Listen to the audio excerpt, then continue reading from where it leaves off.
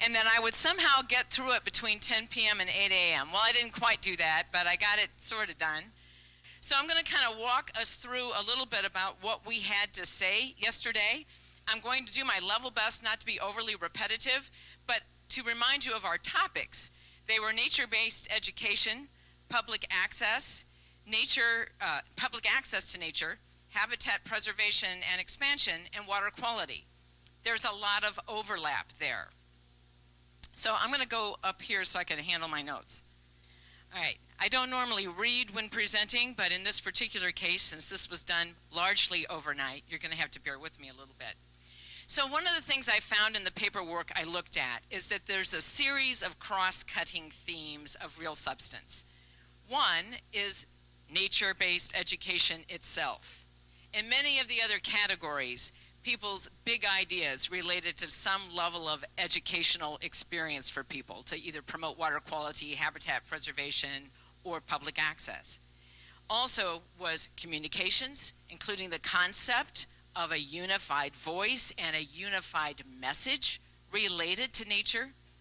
The need to work collaboratively, and there were a lot of different descriptions about how we might subset that, but generally speaking, really wanted to leverage the large breadth of collaborative organizations that we had represented over these last 2 days. And then the other cross-cutting piece was pass I will, because oftentimes the big idea that they wanted to promote really needed funding and saw I will as the path. With that, I'll touch first on the education piece. We really wanted to explore effective K-12 education and make sure it is well funded, it is supported, it is sustained. With some level of specificity, that included the School of the Wild and the Community Academy that we read about or heard about yesterday, and getting that in all 330 school districts. We also wanted teacher training. We wanted to find interscholastic approaches, and we wanted to incentivize schools for the work. There was also interest in leveraging schoolyards as tools for education and also to accomplish some of the other goals: rewilding schoolyards, pollinator gardens, prairie patches. There was also strong interest in informal education. One table even came up with the name Nature Force, and they were going to promote Nature Force to support county conservation initiatives. Master gardeners were mentioned as an initiative that needs to be expanded and grown. But we did want to, and that Master Gardener leads to this, we didn't just want to have K-12 education, formal or informal.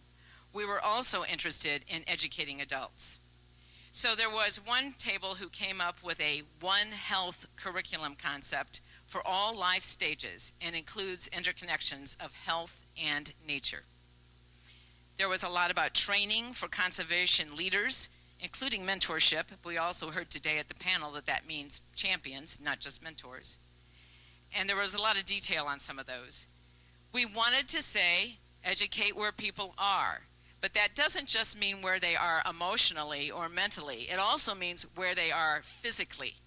We wanted to go with our education to other forums, other places, other spaces where people are not necessarily used to having conservationists engaged.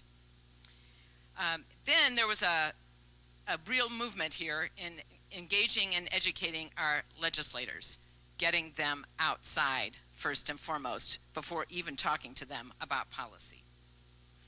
There was a subset here of communications, the portal for shared resources, a master list of education opportunities, and always trying to use more of a proactive sales pitch versus a call to action.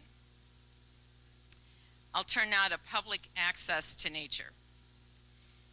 One of the pieces is real simple: more public lands.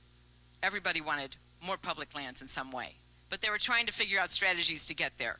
So some of it included micro-nature access opportunities in cities and places where access is lacking. This idea of the gardens of pollinator habitats, not just in schools, but at nursing homes, at churches, at government institutions, and incentives for families and seniors to visit, and working with existing organizations that are serving kids to build this. and just rewilding any marginal urban spaces that we might have. Also, they were interested in a statewide trail network, and you heard that being part of Luke's big idea, that kind of Katy Trail-like piece across Iowa, but this is the whole statewide trail network, and creating a coalition to set goals and visions for that. And then there, again, was a communications piece about marketing natural areas at the local levels, including working with the Iowa Workforce Development, Iowa Education and Tourism, Iowa Economic Development Tourism. I'm having to use a lot of acronyms here to get through this. All right. So a campaign to defend and promote public lands and waters was really one of the things that got underlined. Here was kind of a cool subset idea to that, was to host days at public lands. We do a lot of hosting projects at farms, demonstration projects at farms. We don't do that much on public lands. So I thought that was kind of a cool concept somebody came up with. So now we'll move real quick to, am I boring you or are you cool with this so far? Okay, all right. We'll move to habitat preservation and expansion, because really this is the kind of thing that would have been nice to have slides and all of that, but there just wasn't a lot of time. So they want us to target local landowners to set aside marginal land. I thought that was kind of a cool concept. They're saying the local landowners are really the folks who might have the greatest motivation for setting aside some of those marginal lands, and provided a whole description about how to get to the families one-on-one, show them where they have lands that are not profitable, and work with them in that kind of relationship building sort of way. But it also links to the kind of overarching theme here of just marginal lands, marginal in the sense of being economically not that feasible to farm. So there was a lot about retiring land in the floodplain. One table wanted to take those 2-year floodplains and just kind of set them aside and delete the crop insurance subsidies and redirect and revise those subsidies to promote other kinds of things. Another table took that same theme a little bit further, looking at making, I'm hoping I'm going to get this right, and if I get it wrong, somebody raise their hand and shout out what it should be. But it was the idea that we would take those 2-year floodplains and that they would either need to be in some kind of exceptional easement like haying or agroforestry, or that they would be no longer used and farmed at all, and that they would be actually wildlife habitat or that kind of piece. And if give them like 10 years to get that done, and if they didn't get that done, then that's where the regulation comes in. So you get like 10 years to transfer your lands into some kind of other piece. Am I close? Did I get that? Does anybody remember that from a table? No one's looking. I'm close. All right. Yeah, and you use the crop insurance savings would help you restore. Let me get this straight. You'd use your crop insurance savings to help restore the 2-year floodplain to some more habitat-friendly access point. All right, I'm in the ballpark.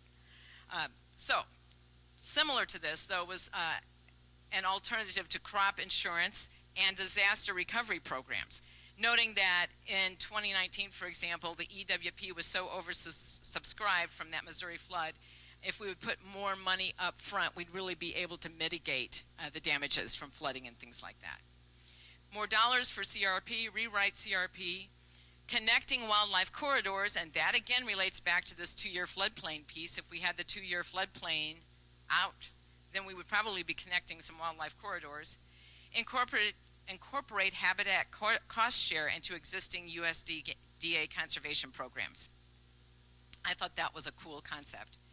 And public discourse around invasive species. This was a table of 2. I see one of the guys back there already. But he says we need a new social norm to actually take care of invasive species, because what we're doing is a lot of work around invasive species, and since we're not as inclusive as we need to be, all that work ends up for naught. The invasive species come back because right next door there's another bad thing. So that was a good one. They're all good. I'll move to water quality. Am I still okay? I'm sorry this is taking so long, but we had 40 plus tables and you were all amazing. So, water quality. What interested me in the water quality pieces was the interest in urban work related to water quality. I was surprised to see that.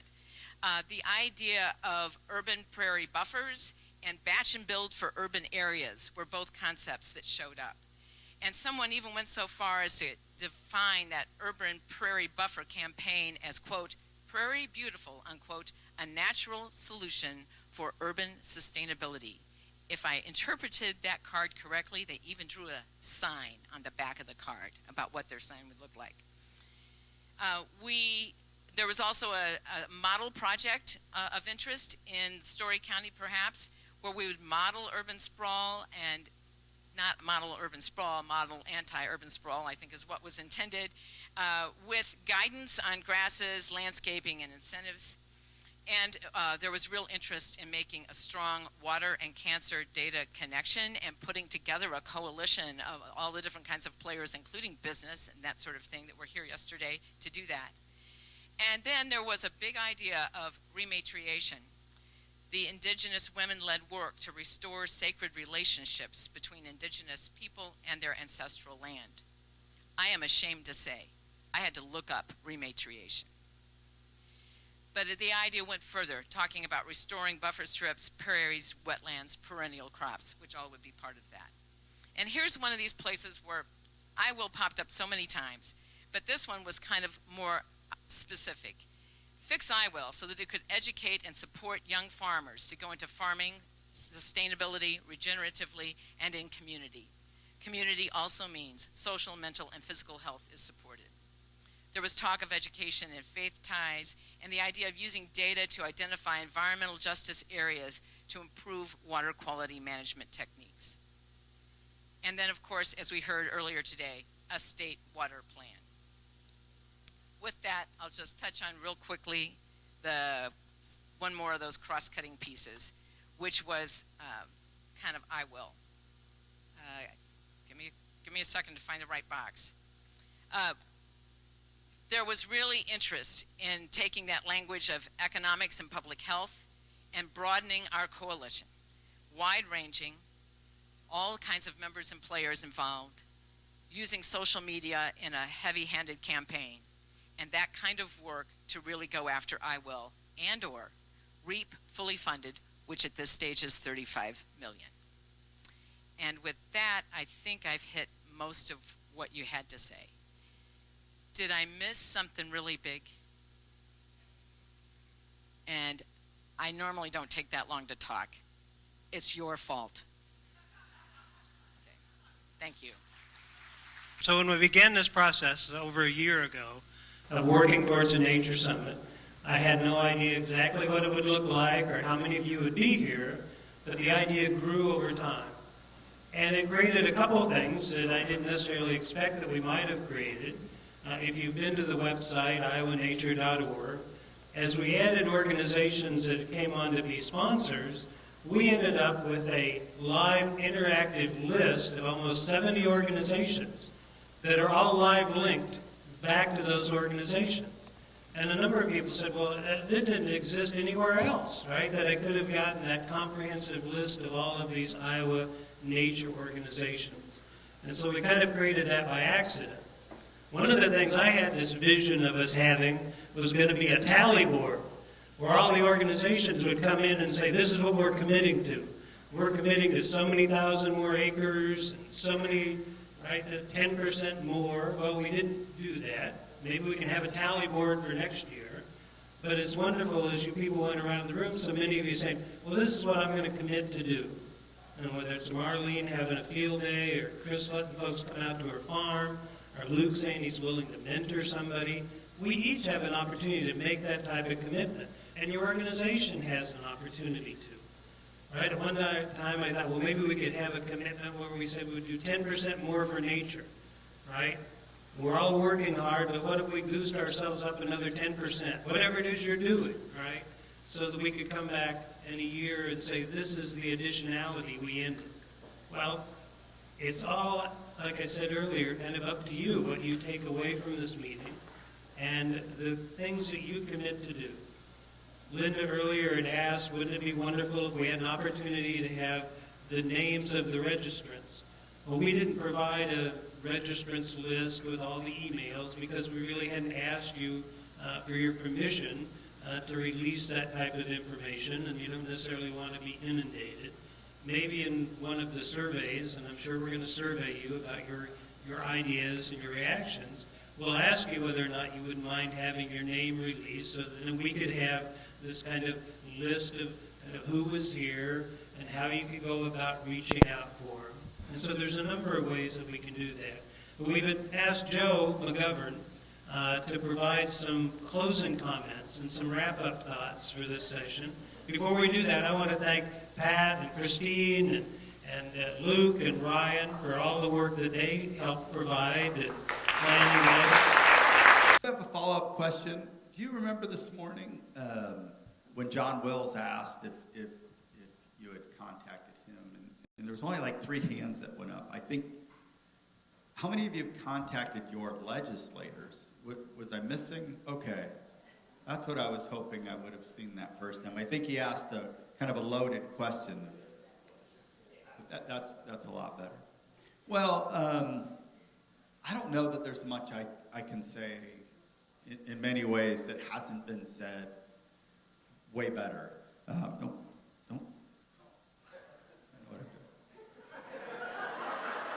This time I do know what I'm doing.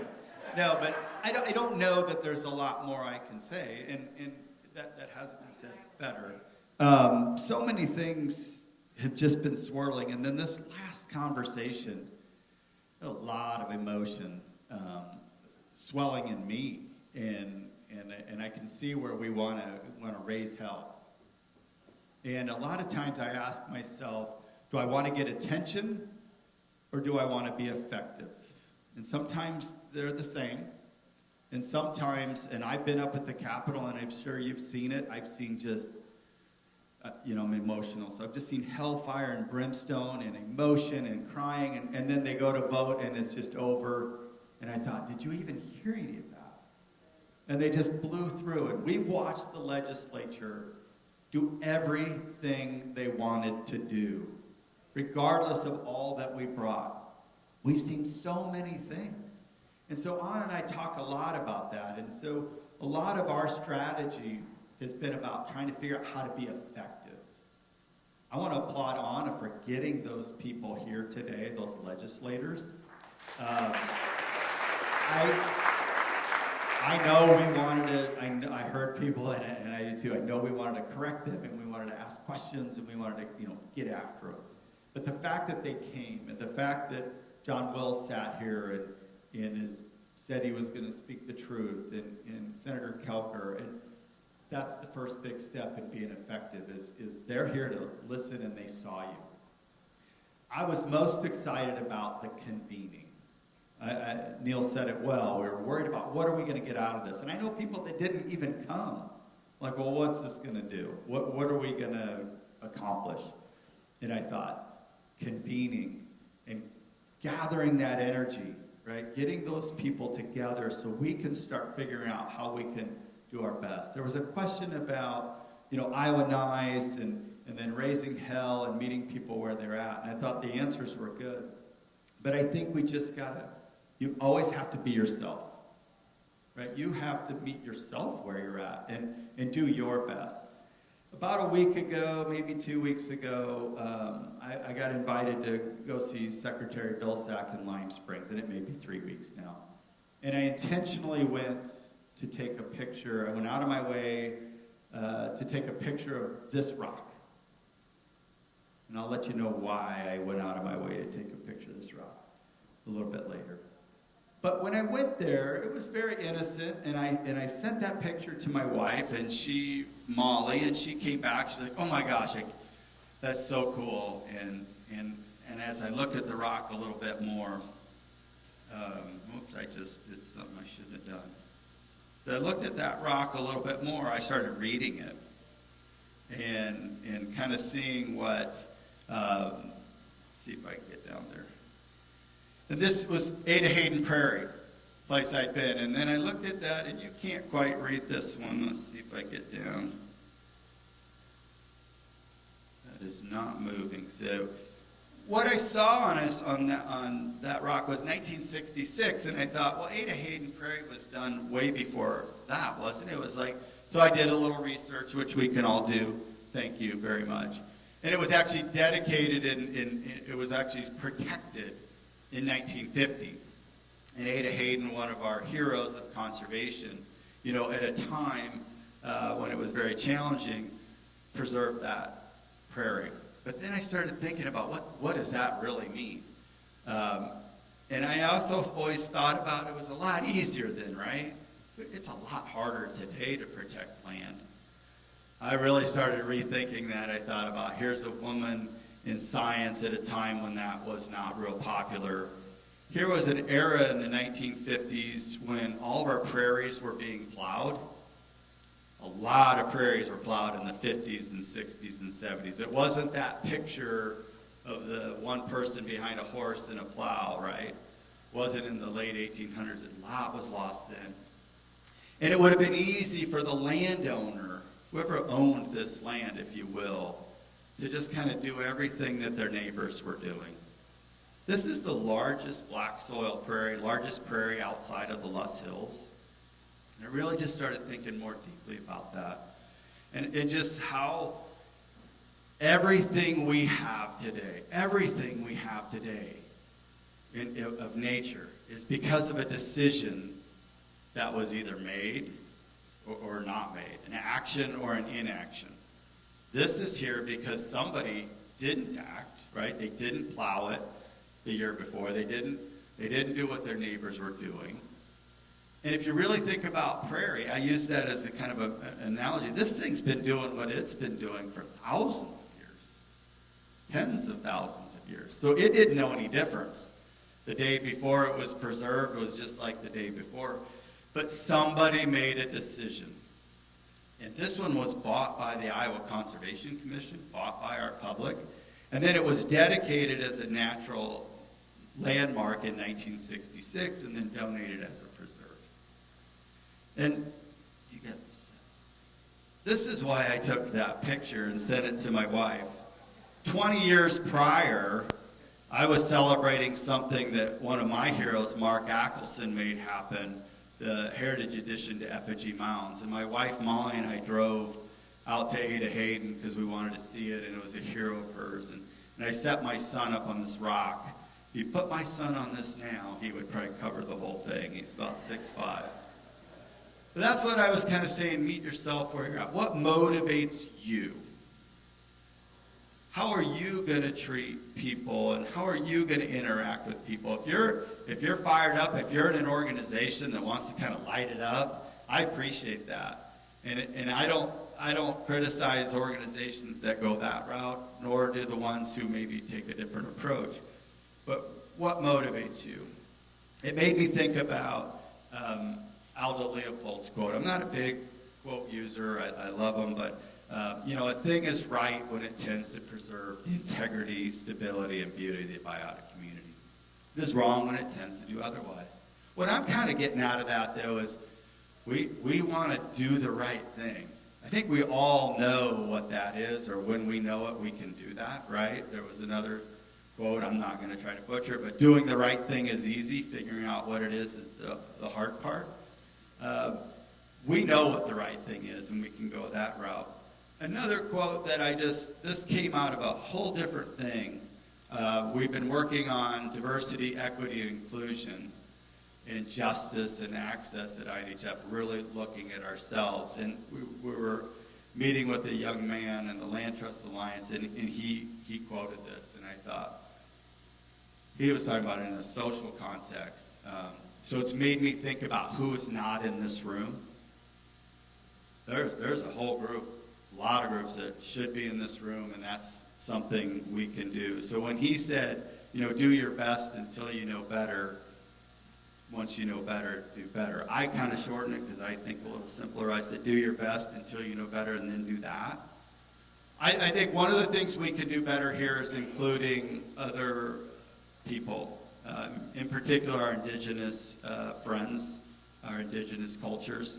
They definitely have a voice. If you go back to that prairie, that's heritage for them. That was home for long, long before anything was ever thinking about being plowed. So let's put these together. Maya Angelou and Aldo Leopold, kind of the big mashup. Let's do what's right. Let's do our best to do what's right until we know better. Let's understand that we're all doing our best. And in that context, if you're going to fight, please fight the one who's against us. Please don't fight this way. Please don't, I think it would be, we've mentioned it a group, I think it would be to Farm Bureau's delight to see us fight amongst each other.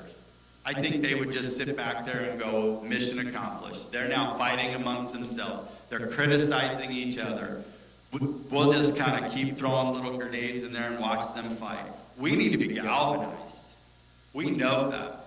Each and every one of you, be yourselves. Fight the way you feel comfortable fighting. Show up. Don't let up. All of those things. Again, it's hard for me to say what hasn't been said, but I know we can do our best. I look out here, and I know you're doing your best. And I know personally I can do better. I know our organization can do better, and we're going to work hard at that. So I thank you so much for being here. So much for being here, showing up. It's been a long 2 days. No question. Those of you who stayed last night and got to see the heroes and were here the first thing in the morning, thank you for that. Thank you for taking the time to be here. We're looking forward to the next one already, but I'm more looking forward to all the energy that you're going to take out into the world.